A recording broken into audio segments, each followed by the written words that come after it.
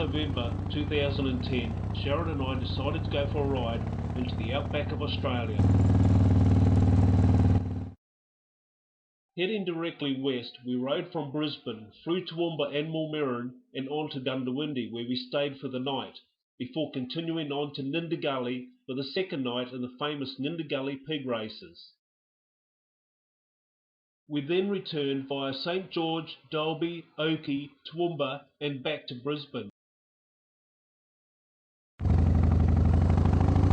Travelling over 1100 kilometres, this is a record of that journey. We decided to call this journey a Run to Nindigully.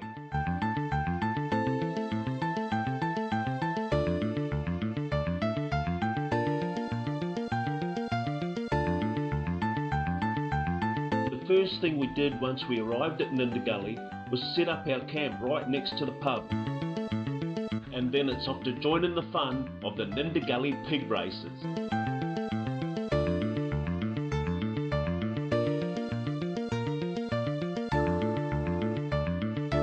Gates open at noon and the 6 race program starts at around 2 p.m. with the last race around 8 p.m.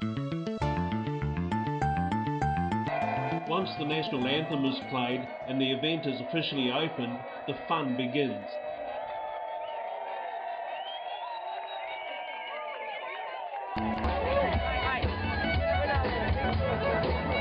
Live country music continues throughout the program and late into the evening, with entertainers Cal Wilson, Rob Black, Dusty Fraser, Anne Marie, the Mick Lindsay Band and Jamie Dunn.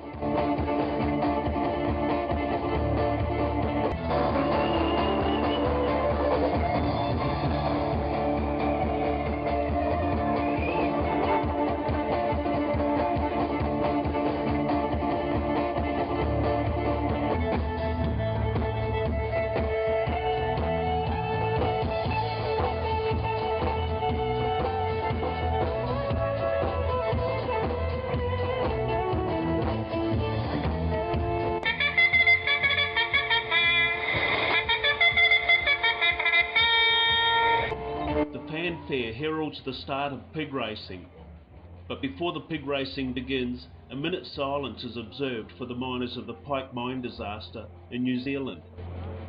May they rest in peace, ladies and gentlemen. Thank you. The pigs are auctioned before each race, and each pig will fetch up to $300 a head. $100 out in front, 110, 110 to the left, 110 out here, 110, 120, 120, 120, 130, 130, 140, 140, 140, 150, $150 out in front. Bets are strong for every race, and the winning piggy gets the whole prize pool, which is then shared 50% with the Royal Flying Doctors and the other 50% with the highest bidder at the auction before the race. A lot of generous punters donate their winnings back to the Royal Flying Doctors Service, and in the past years up to $7,000 has been raised.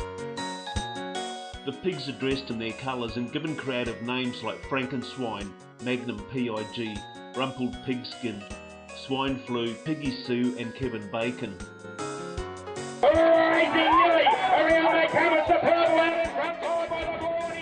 There's a lot of excitement during each race as the piggies compete to be first to the bowl of milk at the finish line.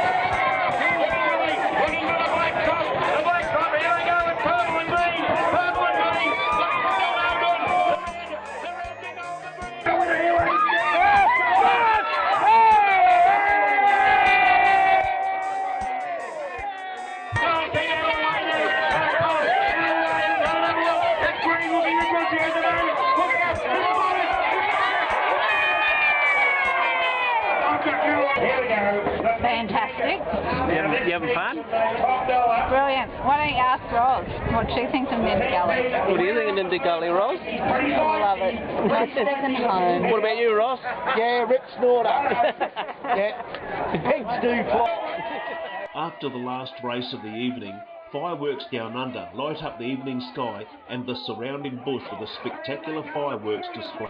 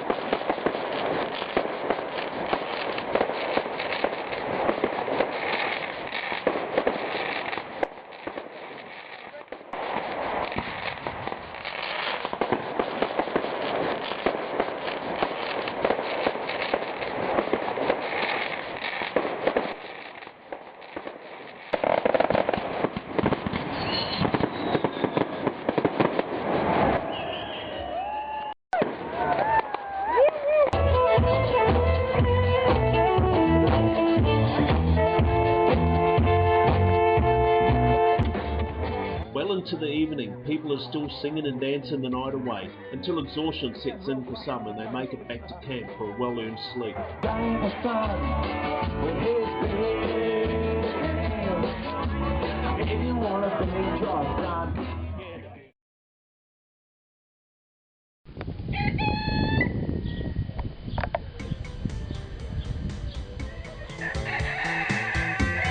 The following morning, it's evident some either couldn't make it back to camp or just lay where they stopped.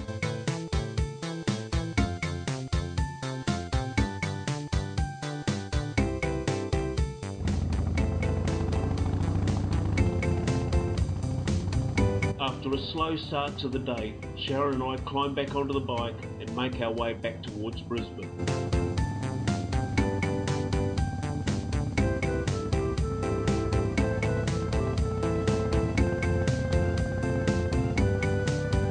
Travelling over these parts of the country, we ride over some of the most deserted roads in Australia, where you can ride for more than 2 hours without passing another vehicle.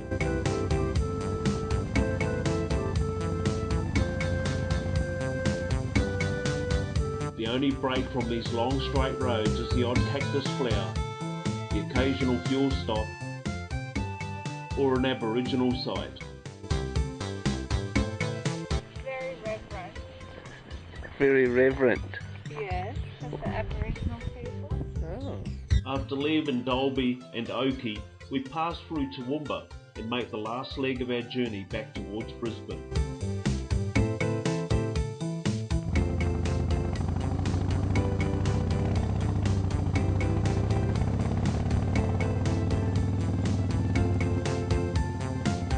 That's all for now. Thanks for sharing this journey with us, and we hope to see you on the road again somewhere soon. Till then, ride safe. Catch you later.